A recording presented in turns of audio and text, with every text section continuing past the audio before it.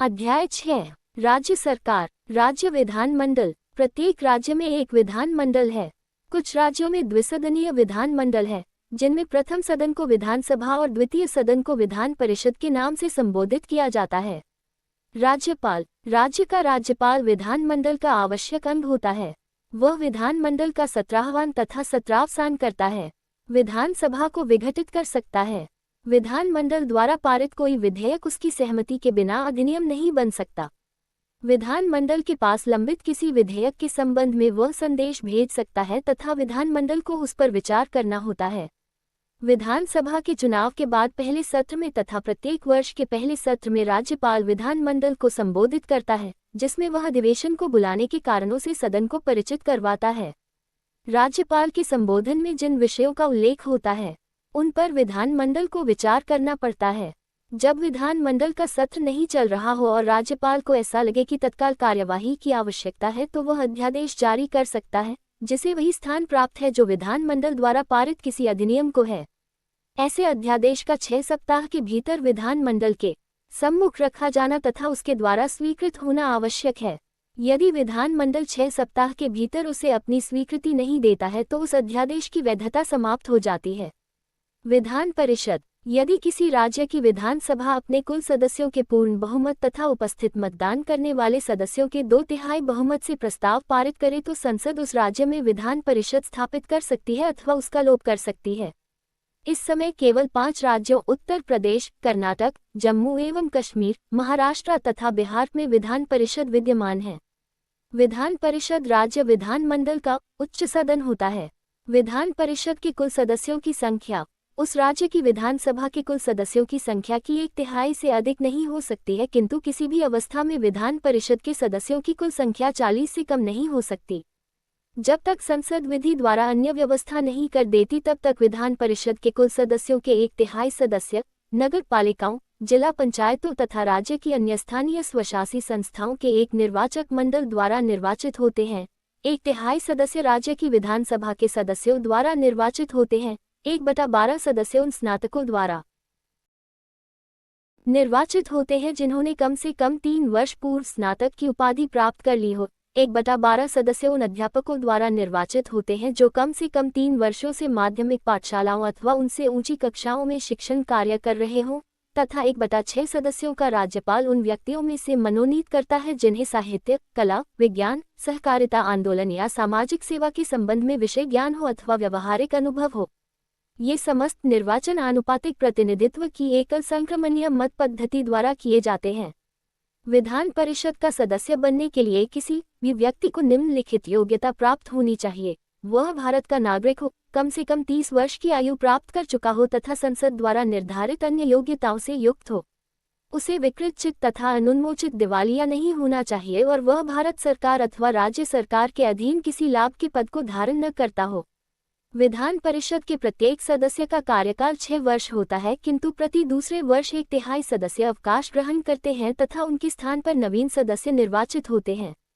सदन की किसी भी बैठक के लिए कम से कम 10 या विधान परिषद के कुल सदस्यों का 10वांश, इनमें जो भी अधिक हो, गण पूर्ति होगा। विधान परिषद अपने सदस्यों में से 2 को क्रमशः सभापति एवं उपसभापति चुनती है। जब कभी सभापति अथवा उपसभापति सदन का सदस्य नहीं रहता, तो वह अपने पद से मुक्त हो जाता है। वह अपने पद से त्यागपत्र दे सकता है अथवा परिषद के सदस्यों के बहुमत से पारित प्रस्ताव द्वारा उसे अपदस्थ भी किया जा सकता है, किंतु ऐसे किसी प्रस्ताव को लाने के लिए 14 दिनों की पूर्व सूचना आवश्यक है। सभापति एवं उपसभापति को विधान मंडल द्वारा निर्धारित वेतन एवं भत्ते प्राप्त होते हैं। विधानसभा। प्रत्येक राज्य की विधानसभा में कम से कम 60 और अधिक से अधिक 500 सदस्य होते हैं। ये सदस्य राज्य के विभिन्न निर्वाचन क्षेत्रों से प्रत्यक्ष रूप से निर्वाचित होते हैं। प्रत्येक निर्वाचन क्षेत्र का गठन समानता के सिद्धांत पर आधारित होता है। संविधान द्वारा विधानसभा में अनुसूचित जातियों तथा जनजातियों के लिए उनकी जनसंख्या के अनुपात में स्थान आरक्षित रखे गए हैं।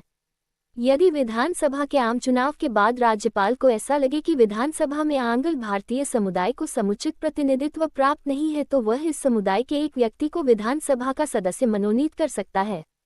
विधानसभा के सदस्य पूर्ण वयस्क मताधिकार के आधार पर निर्वाचित होते हैं। किसी मतदाता के लिए भारत का नागरिक होना कम से कम 18 वर्ष की आयु का होना तथा मतदाता सूची में उसके नाम का होना आवश्यक है।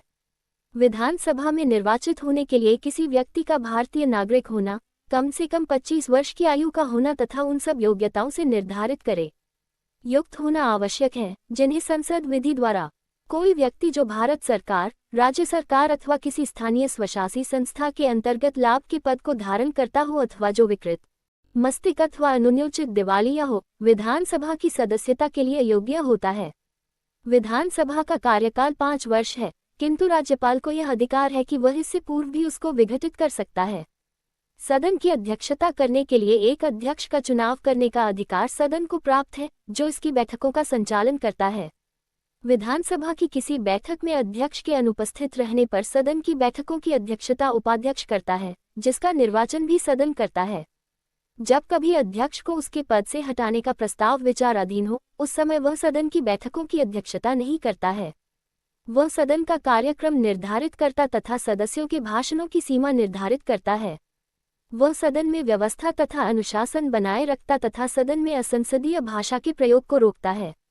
यदि कोई सदस्य उसकी बात नहीं मानता अथवा उसकी उपेक्षा करता है तो वह उसे सदन से बाहर चले जाने के लिए कह सकता, उसकी सदस्यता को कुछ काल के लिए स्थगित कर सकता अथवा सदन के मार्शल को उस सदस्य को सदन से बाहर करने का आदेश दे सकता है।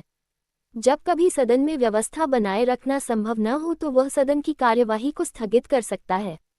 जब कभी किसी प्रश्न पर सदन में मत विभाजन हो जाए तो वह मतों की गणना के आधार पर परिणाम को घोषित करता है। साधारणतया वह सदन में मतदान नहीं करता, किंतु यदि सदन के मत बराबरी में बढ़ जाएं तो वह निर्णायक मत देता है। वह ये निर्णय भी करता है कि किसी कार्य स्थगन प्रस्ताव को विचारार्थ धन विधेयक माना जाए अथवा नहीं, इसका निर्णय भी स्वीकार किया जाए अथवा नहीं। किसी विधेयक को अध्यक्ष ही करता है। सदन की बैठकों के लिए सदन के कुल सदस्यों के 10वांश सदस्यों की उपस्थिति गणपूर्ति हेतु आवश्यक है। अधिकार और कार्य। विधानमंडल के अधिकारों और कार्यों का अध्ययन निम्नलिखित शीर्षकों के अंतर्गत किया जा सकता है। विधि निर्माण। विधानमंडल का प्रमुख कार्य विधि निर्माण है। इसे राज्य सूची से संबंधित विषयों पर विधि निर्माण का अनन्य अधिकार प्राप्त है। समवर्ती सूची से संबद्ध विषयों पर संसद की तरह राज्य विधानमंडल भी विधि निर्माण कर सकता है, किंतु यदि दोनों द्वारा निर्मित विधियों में परस्पर विरोध हो तो विरोध की सीमा तक संसदीय विधि वर्णनीय है। विधानमंडल में प्रस्तुत विधेयक 2 प्रकार के होते हैं, साधारण अथवा गैर धन विधेयक तथा धन विधेयक। धन विधेयकों को पारित करने की प्रक्रिया साधारण विधेयकों की प्रक्रिया से भिन्न होती है। साधारण विधेयक विधानमंडल के किसी भी सदन में पहले प्रस्तुत किए जा सकते हैं। प्रत्येक साधारण विधेयक को अधिनियम बनने से पूर्व निम्नलिखित प्रक्रिया का पालन करना पड़ता है।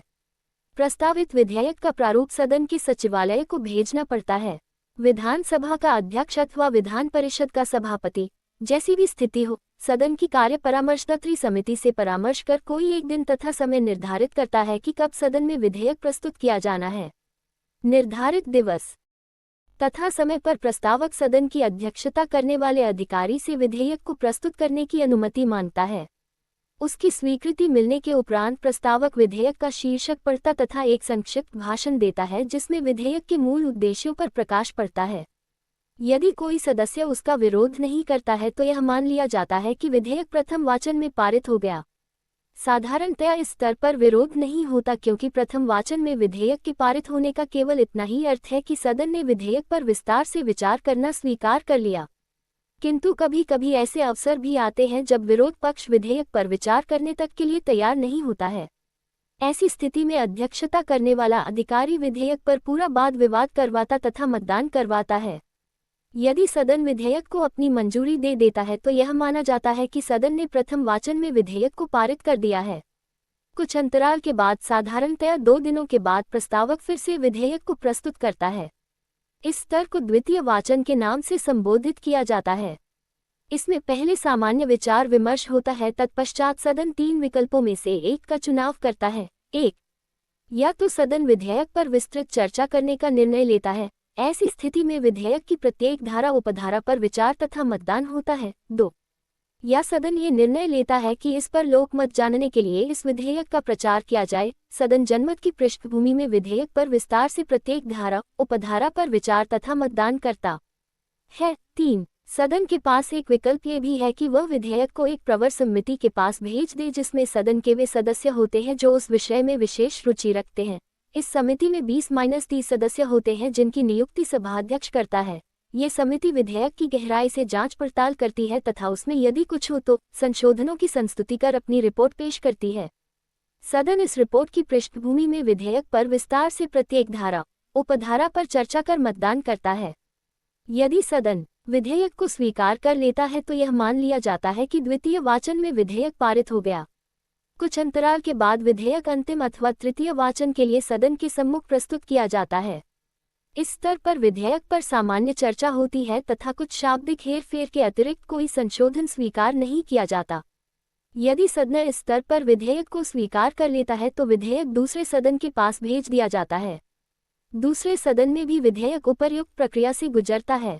यदि दूसरा सदन भी उसे स्वीकार कर लेता है तो उसे राज्यपाल के पास उसकी सहमति के लिए भेज दिया जाता है। यदि दोनों सदनों में मतभेद उत्पन्न हो जाए तो उसका निपटारा निम्नलिखित विधि से किया जाता है। विधान परिषद विधानसभा द्वारा पारित विधेयक को या तो अपनी संस्तुतियों के साथ विधानसभा के पास वापस भेज देती है या 3 महीनों तक उस पर चुप्पी साध लेती है।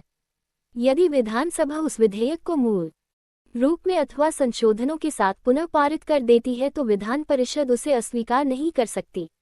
यदि विधान परिषद विधेयक को अस्वीकार करती है तो भी 1 महीने के बाद यह मान लिया जाता है कि विधेयक दोनों सदनों द्वारा पारित हो गया। यदि विधेयक विधानमंडल के दोनों सदनों द्वारा, यदि उस राज्य में द्विसदनीय विधानमंडल हो तो, अथवा विधानसभा द्वारा, यदि उस राज्य में एक सदनीय विधानमंडल हो तो पारित हो जाए तो उसे राज्यपाल के पास उसकी सहमति के लिए भेज दिया जाता है। राज्यपाल या तो उस विधेयक पर अपनी सहमति दे देता है या विधानमंडलम के पास पुनर्विचार के लिए भेज देता है। यदि विधानमंडल पुनर्विचार के उपरांत उसे मूल रूप में अथवा संशोधित रूप में पुनः पारित कर राज्यपाल के पास भेज देता है तो राज्यपाल को उस पर अपनी सहमति देनी पड़ती है। तत्पश्चात वह विधेयक अधिनियम बन जाता है। किंतु राज्यपाल के पास एक विकल्प और भी है। वह उस विधेयक को राष्ट्रपति के विचारार्थ सुरक्षित रख सकता है। राष्ट्रपति उस पर अपनी स्वीकृति दे सकता, उसे अस्वीकृत कर सकता अथवा अपने सुझावों के आधार पर पुनर्विचार के लिए उसे विधानमंडल के पास वापस भेज सकता है। यदि विधेयक को मूल रूप में अथवा संशोधित रूप में पुनः पारित कर देता है तो विधेयक राष्ट्रपति के पास विचारार्थ पुनः भेज दिया जाता है। वित्तीय विषयों से संबंधित प्रक्रिया। राज्य विधानमंडल राज्य सरकार की वित्तीय व्यवस्था को पूर्णतया नियंत्रित करता है। प्रत्येक वित्तीय वर्ष के प्रारंभ में विधानमंडल के सम्मुख वार्षिक वित्तीय विवरण अथवा बजट प्रस्तुत किया जाता है, जिसमें शासन की आय और व्यय का विवरण रहता है।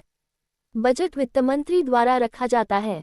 बजट में उस खर्च को अलग से दिखाया जाता है जिसे राज्य की संचित निधि से वसूल किया जाता है तथा जिस पर विचार विमर्श तो होता है किंतु जिस पर सदन मतदान नहीं करता। दूसरे प्रकार का खर्च वह होता है जिसे राज्य की संचित निधि से निकालो तो जाता है किंतु जिस पर सदन न केवल विचार विमर्श करता वरन उस पर मतदान भी करता है। बजट प्रस्तुत करते समय वित्त मंत्री विधानसभा के सम्मुख एक भाषण देता है जिसमें वह राज्य की वित्तीय स्थिति की विवेचना करता है तथा शासन की वित्तीय नीति की व्याख्या करता है। बजट के साथ एक वित्त विधेयक भी प्रस्तुत किया जाता है जिसमें नए करों को लगाने अथवा पुराने करों में वृद्धि अथवा कमी के प्रस्ताव सम्मिलित होते हैं। वित्त मंत्री के बजट भाषण के उपरांत पूरे बजट पर एक सामान्य चर्चा होती है। चर्चा के उपरांत सदन के सम्मुख बजट के प्राक्कलनों को अनुदानों की मांगों के रूप में प्रस्तुत किया जाता है। प्रत्येक विभाग का मंत्री अपने विभाग से संबंधित मांगों को सदन के सम्मुख रखता है। सदन इन मांगों पर चर्चा करता तथा कटौती भी कर सकता है, उन्हें स्वीकृत अथवा अस्वीकृत करता है। वह उनमें सदन को मांगों में वृद्धि करने का अधिकार प्राप्त नहीं है। जब विधानसभा मांगों पर मतदान पूर्ण से वसूले गए तथा उससे निकाले गए खर्चों को एक हो जाता है तब दोनों प्रकार के राज्य की संचित निधि साथ मिलाकर उन्हें एक वार्षिक विनियोग विधेयक के रूप में विधानसभा के सम्मुख प्रस्तुत किया जाता है तथा विधानसभा उसे उसी प्रकार पारित करती है जैसे कोई अन्य विधेयक पारित किया जाता है। तत्पश्चात विधानसभा का अध्यक्ष उसे धन विधेयक के रूप में प्रमाणित करता है। कोई धन विधेयक प्रारंभ में विधान परिषद में प्रस्तुत नहीं किया जा सकता। जब विधानसभा किसी धन विधेयक को पारित कर देती है तब वह विधान परिषद के पास भेज दिया जाता है। विधान परिषद को उसे 14 दिनों के भीतर विधानसभा को लौटाना पड़ता है। विधान परिषद उस विधेयक के संबंध में अपनी संस्तुतियां तो दे सकती है किंतु वह न तो उसे अस्वीकार कर सकती और न उसमें संशोधन ही कर सकती है। विधानसभा द्वारा पारित किए जाने के 14 दिनों के बाद विधेयक को दोनों सदनों द्वारा पारित समझ लिया जाता तथा राज्यपाल के पास उसकी सहमति के लिए भेज दिया जाता है तथा राज्यपाल को उस पर अपनी सहमति देनी पड़ती है। कार्यपालिका पर नियंत्रण। मंत्रिपरिषद सामूहिक रूप से विधानसभा के प्रति उत्तरदायी है। सभा को मंत्रिपरिषद के विरुद्ध अविश्वास प्रस्ताव पारित करने का अधिकार प्राप्त है। जब कभी ऐसा प्रस्ताव पारित हो जाता है तो समूची मंत्रिपरिषद को त्यागपत्र देना पड़ता है। विधानमंडल के दोनों सदन पूरक प्रश्न पूछकर अत्यावश्यक लोक महत्व के विषय पर चर्चा करके ध्यान आकर्षण प्रस्ताव प्रस्तुत करके कार्यस्थगन प्रस्ताव पेश करके तथा लोक लेखा समिति, प्राकलन समिति, लोक उद्यम समिति, शासकीय आश्वासन समिति, विशेषाधिकार समिति, प्रदत्त विधान समिति, कमिटी ऑन सबऑर्डिनेट लेजिस्लेशन इत्यादि के माध्यम से कार्यपालिका को नियंत्रित करते हैं। इनके कारण कार्यपालिका सदैव सतर्क रहती है। संवैधानिक संशोधन। संघीय स्वरूप को प्रभावित करने वाला कोई संविधान संशोधन विधेयक यदि संसद के दोनों सदनों के द्वारा पारित हो जाता है तो आधे से अधिक राज्यों के विधानमंडलों द्वारा उसकी पुष्टि आवश्यक है। निर्वाचन संबंधी अधिकार। राष्ट्रपति के निर्वाचन में जितना मताधिकार संसद के दोनों सदनों के सदस्यों को प्राप्त है उतना ही राज्यों की विधानसभाओं के निर्वाचित सदस्यों को प्राप्त है। उपर्युक्त विवरण से स्पष्ट है कि राज्य के प्रशासन में राज्य के विधानमंडल की महत्वपूर्ण भूमिका होती है। यह न केवल राज्य सूची तथा समवर्ती सूची से संबद्ध विषयों में विधि निर्माण करती वरन मंत्रिपरिषद पर नियंत्रण भी रखती है। मंत्रिपरिषद उसी समय तक सत्तारूढ़ रह सकती है जब तक राज्य की विधानसभा का विश्वास उसे प्राप्त हो। राज्यपाल। राज्य की कार्यपालिका संबंधी समस्त शक्तियां राज्यपाल में सन्निहित होती हैं। वह प्रत्यक्ष रूप से अथवा अधीनस्थ अधिकारियों के माध्यम से उसका उपयोग करता है। उसकी नियुक्ति 5 वर्षों के लिए राष्ट्रपति द्वारा की जाती है। वह राष्ट्रपति के प्रसाद पर्यंत अपने पद से हटा सकता है वरन उसे एक राज्य से दूसरे पर आरूढ़ रहता है। राष्ट्रपति न केवल उसे उसके राज्य में भी स्थानांतरित कर सकता है। राज्यपाल संसद का तथा राज्य विधानमंडल के किसी भी सदन का सदस्य नहीं हो सकता।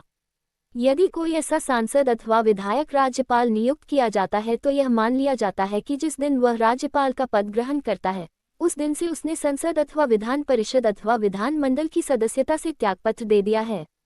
पद ग्रहण करने से पूर्व वह उच्च न्यायालय के मुख्य न्यायाधीश अथवा वरिष्ठतम न्यायाधीश के सम्मुख अपने पद की शपथ लेता है।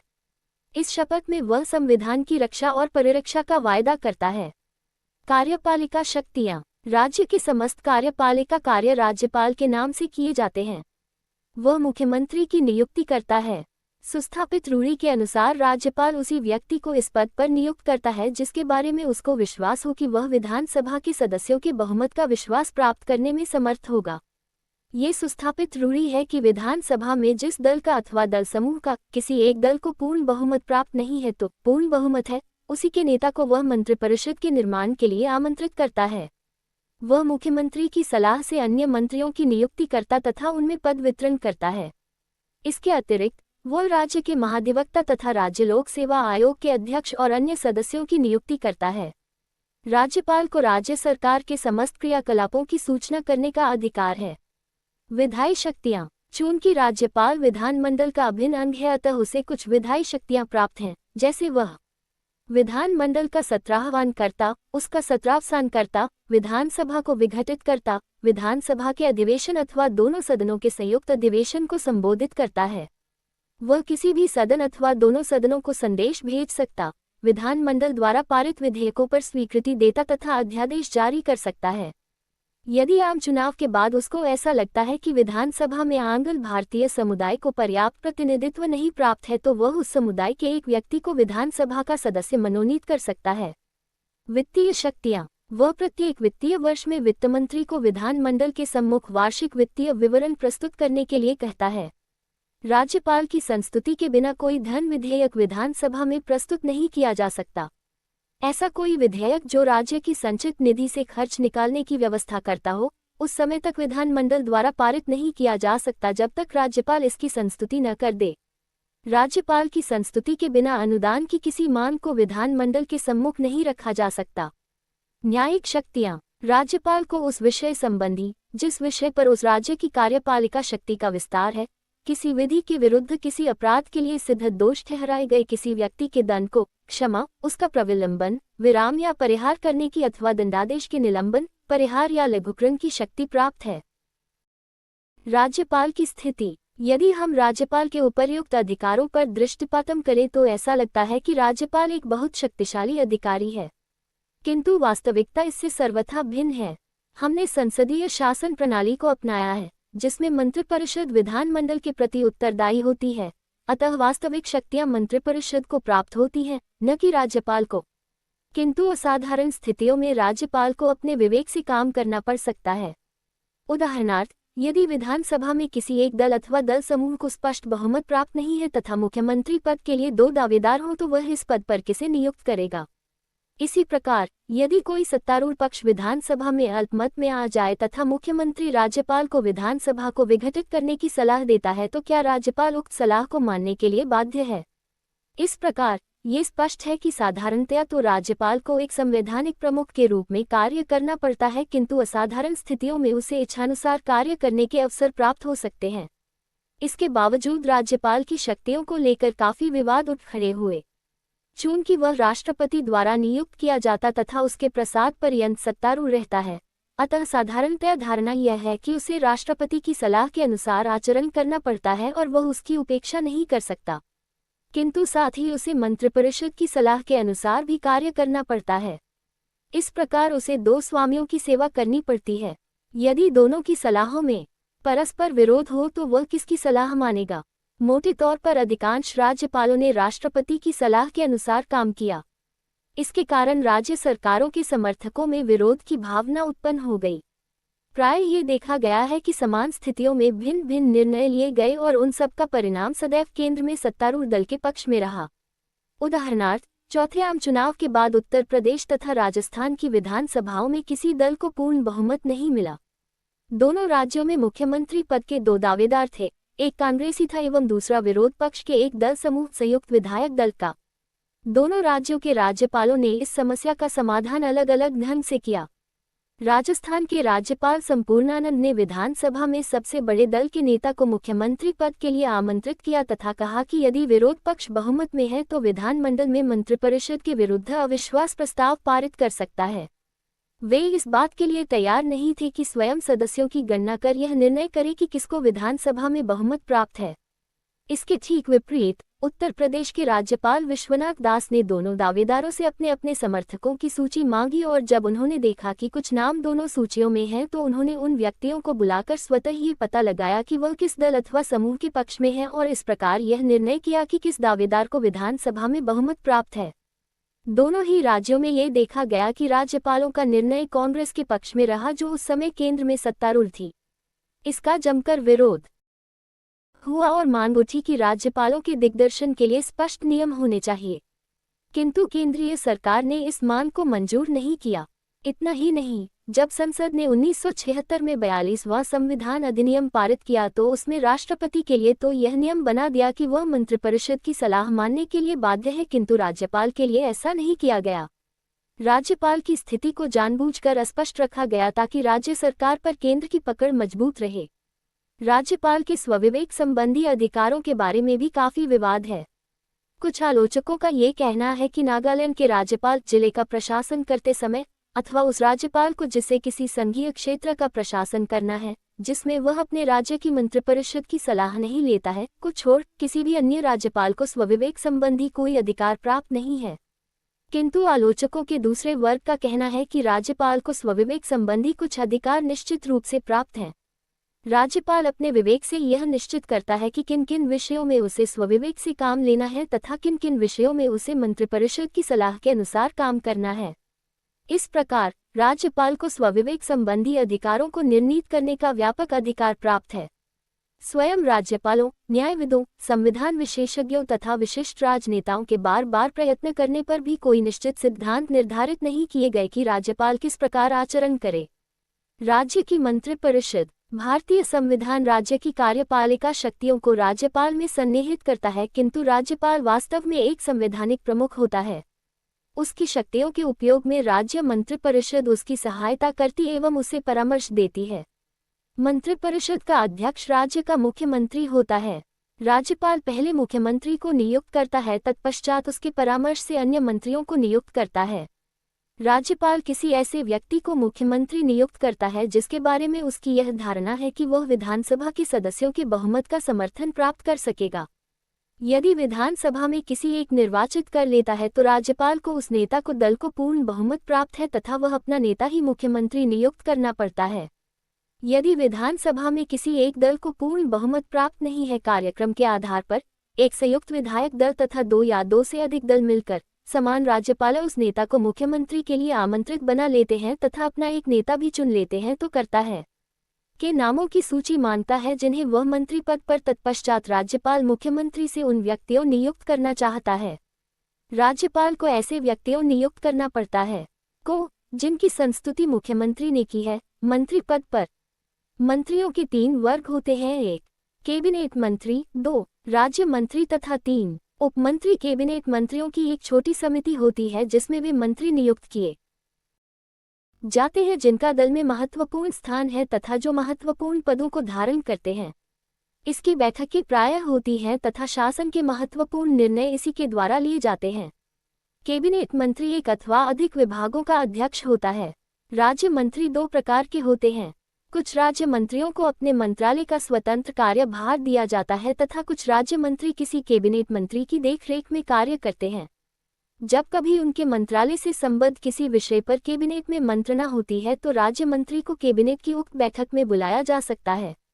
उपमंत्री या तो किसी कैबिनेट मंत्री अथवा किसी राज्य मंत्री की देखरेख में कार्य करता है। उसका प्रमुख कार्य कैबिनेट मंत्री अथवा राज्य मंत्री को जैसी भी स्थिति हो उनके कार्यों को संपादित करने में सहायता देना होता है। मुख्यमंत्री की स्थिति। मंत्रिपरिषद में मुख्यमंत्री को अद्वितीय स्थान प्राप्त रहता है, वही अन्य मंत्रियों का चयन करता है। जब कभी मुख्यमंत्री तथा मंत्री में किसी विषय पर मतभेद उत्पन्न हो जाए तो उस मंत्री को मुख्यमंत्री की बात माननी पड़ती है। मुख्यमंत्री किसी भी मंत्री से त्यागपत्र मांग सकता है। यदि वह त्यागपत्र नहीं देता है तो मुख्यमंत्री के परामर्श पर राज्यपाल उसे मंत्रिपरिषद से हटा सकता है। मुख्यमंत्री मंत्रिपरिषद की बैठकों की अध्यक्षता करता है। मंत्रिपरिषद के निर्णयों को वही राज्यपाल तक पहुंचाता है। जब कभी राज्यपाल कोई बात मंत्रिपरिषद तक पहुंचाना चाहता है तो वह मुख्यमंत्री के द्वारा ही यह कार्य करता है।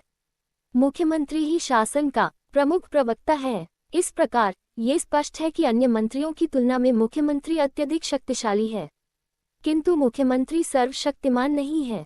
अपनी मंत्रिपरिषद का निर्माण करते समय उसे कई बातों का ध्यान रखना पड़ता है, जैसे समाज के विभिन्न वर्गों, विभिन्न भौगोलिक क्षेत्रों तथा दल के विभिन्न विचार समूहों का प्रतिनिधित्व। इन सब बातों के परिणाम स्वरूप मंत्रियों के चयन में मुख्यमंत्री की पसंद अत्यंत सीमित हो जाती है। मोटे तौर पर यह कहा जा सकता है कि मंत्रिपरिषद में लगभग आधे सदस्य ऐसे होते हैं जिन्हें मुख्यमंत्री चाहता है तथा लगभग आधे ऐसे होते हैं जिन्हें मुख्यमंत्री को लेना पड़ता है क्योंकि उसके पास कोई और विकल्प नहीं होता। यही कारण है कि मुख्यमंत्री को समकक्षों में प्रथम कहा जाता है।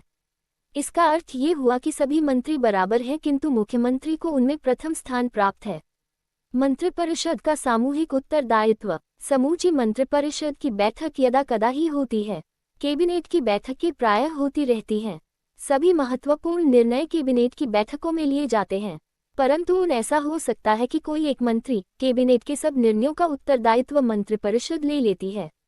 निर्णय से सहमत न हो किंतु वह इसे सार्वजनिक रूप से प्रकट नहीं कर सकता जब तक कि वह मंत्रिपरिषद से त्यागपत्र नहीं दे दे। मंत्रिपरिषद सामूहिक रूप से विधानसभा के प्रति उत्तरदायी है। इसका अभिप्राय ये हुआ कि यदि किसी एक मंत्री के विरुद्ध अविश्वास व्यक्त किया जाए तो वह समूची मंत्रिपरिषद के विरुद्ध अविश्वास माना जाएगा। ऐसी स्थिति में मुख्यमंत्री के उच्च न्यायालय के मुख्य न्यायाधीश से भी परामर्श करता है, सहित सभी मंत्रियों को अपदस्थ होना पड़ता है। विधानमंडल के दोनों सदनों के सदस्य मंत्रिपरिषद पर प्रश्न पूछकर, पूरक प्रश्न पूछकर, कार्य स्थगन प्रस्ताव लाकर, ध्यान आकर्षण की सूचना देकर तथा विभिन्न संसदीय समितियों जैसे लोक लेखा समिति, प्राक्कलन समिति, शासकीय आश्वासन समिति, लोक उद्यम समिति, विशेषाधिकार समिति, प्रदत्त विधान समिति इत्यादि के द्वारा नियंत्रण रखते हैं। प्रशासन से संबंधित सभी नीतिगत निर्णय मंत्रिपरिषद लेती है। ये सभी नीतिगत निर्णयों के कार्यान्वयन की देखरेख भी करती है। यह विधेयकों को तैयार करती तथा विधानमंडल में उन्हें पारित करवाने में महत्वपूर्ण भूमिका निभाती है ताकि वे अधिनियम बन सकें। ये बजट तैयार करती तथा राज्य शासन की आय और व्यय का नियमन करती है। यथार्थ में मंत्रिपरिषद ही राज्य का वास्तविक शासन करती है। उच्च न्यायालय। यद्यपि कभी कभी 2 या 2 से अधिक राज्यों को मिलाकर एक उच्च न्यायालय की व्यवस्था होती है, तथापि अधिकांश राज्यों में उनका अपना एक उच्च न्यायालय होता है। उच्च न्यायालय किसी राज्य की सर्वोच्च न्यायिक सत्ता होती है। इसमें एक मुख्य न्यायाधीश और कुछ अन्य न्यायाधीश होते हैं। अन्य न्यायाधीशों की संख्या आवश्यकतानुसार राष्ट्रपति द्वारा निर्धारित की जाती है।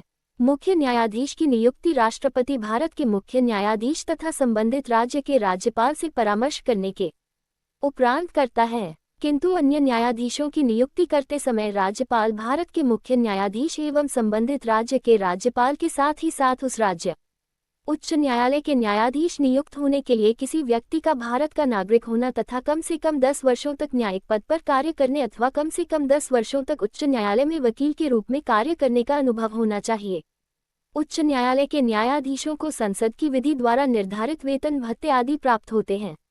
उन्हें संसद की विधि द्वारा निर्धारित विशेषाधिकार तथा छुट्टी और पेंशन संबंधी अधिकार भी प्राप्त रहते हैं, किंतु एक बार नियुक्त हो जाने के बाद संसद ऐसा कोई परिवर्तन नहीं कर सकती जिससे उनके वेतन, भत्ते, विशेषाधिकार, छुट्टी, पेंशन आदि में कटौती होती हो। उच्च न्यायालय का प्रत्येक न्यायाधीश, जिसमें मुख्य न्यायाधीश भी सम्मिलित है, 62 वर्ष की आयु पर्यंत कार्यरत रहता है। वह अपने पद से राष्ट्रपति को संबोधित कर कभी भी त्यागपत्र दे सकता है। उसे उसी प्रकार अपदस्थ किया जा सकता है जिस प्रकार उच्चतम न्यायालय का न्यायाधीश पद मुक्त किया जाता है।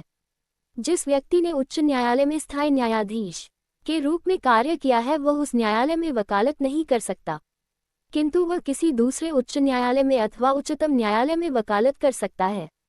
राष्ट्रपति आवश्यकतानुसार किसी भी उच्च न्यायालय में न्यायाधीशों की संख्या में वृद्धि कर सकता है अथवा अतिरिक्त न्यायाधीशों की नियुक्ति कर सकता है। राष्ट्रपति उच्च न्यायालय के किसी अवकाश प्राप्त न्यायाधीश को भी उच्च न्यायालय के न्यायाधीश के रूप में कार्य करने का अनुरोध कर सकता है।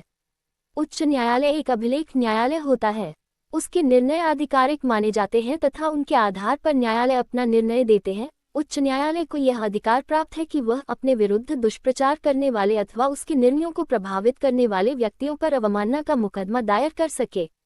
भारत के मुख्य न्यायाधीश से परामर्श कर राष्ट्रपति उच्च न्यायालय के किसी भी न्यायाधीश का स्थानांतरण किसी दूसरे उच्च न्यायालय में कर सकता है। उच्च न्यायालय का क्षेत्राधिकार। उच्च न्यायालय को दीवानी तथा फौजदारी मामलों में जिला न्यायालयों के निर्णय के विरुद्ध अपील सुनने का अधिकार प्राप्त है। कुछ मामलों में उसे प्रारंभिक क्षेत्राधिकार भी प्राप्त है। प्रारंभिक क्षेत्राधिकार। प्रत्येक उच्च न्यायालय को नौकाधिकरण, इच्छा पत्र, तलाक, विवाह, कंपनी, न्यायालय की अवमानना तथा कुछ राजस्व संबंधी प्रकरणों में प्रारंभिक क्षेत्राधिकार प्राप्त हैं। प्रत्येक उच्च न्यायालय को नागरिकों के मौलिक अधिकारों के क्रियान्वयन के लिए आवश्यक निर्देश, आदेश अथवा लेख, विशेषकर बंदी प्रत्यक्षीकरण, परमादेश, निषेध, उत्प्रेक्षण तथा अधिकार प्रच्छा के लेख जारी करने के अधिकार प्राप्त हैं। अपीलीय क्षेत्राधिकार। यह अधीनस्थ न्यायालयों के निर्णय के विरुद्ध अपील सुन सकता है। फौजदारी मामलों में अगर सत्र न्यायाधीश ने मृत्युदंड दिया हो तो उच्च न्यायालय में उसके विरुद्ध अपील हो सकती है।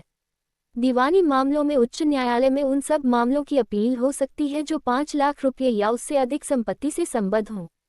ये पेटेंट और डिजाइन, उत्तराधिकार, भूमि प्राप्ति, दिवालियापन और संरक्षकता आदि मामलों में भी अपील सुनता है। उच्च न्यायालय में मुकदमों का हस्तांतरण। यदि किसी उच्च न्यायालय को ऐसा लगे कि जो अभियोग अधीनस्थ न्यायालय में विचाराधीन है वह विधि के किसी सार्वजनिक प्रश्न से संबद्ध है तो वह उसे अपने यहाँ हस्तांतरित कर या तो उसका निपटारा स्वयं कर देता या विधि से संबद्ध प्रश्न को निपटाकर अधीनस्थ न्यायालय को निर्णय के लिए वापस भेज देता है। प्रशासकीय अधिकार। उच्च न्यायालय को अपने अधीनस्थ न्यायालयों के अधीक्षण का न्यायिक तथा प्रशासकीय दोनों क्षेत्रों में अधिकार है। उसे जिला न्यायालयों तथा अधीनस्थ न्यायालयों में नियुक्ति, पदावनति, पदोन्नति तथा छुट्टियों के संबंध में नियम बनाने का अधिकार है। इस प्रकार उच्च न्यायालय राज्य के न्यायिक कार्यों में बहुत महत्वपूर्ण भूमिका निभाता है, किंतु ये राज्य में अपील का सर्वोच्च न्यायालय नहीं है। राज्य सूची से संबद्ध विषयों में भी उच्च न्यायालय के निर्णयों के विरुद्ध उच्चतम न्यायालय में अपील हो सकती है।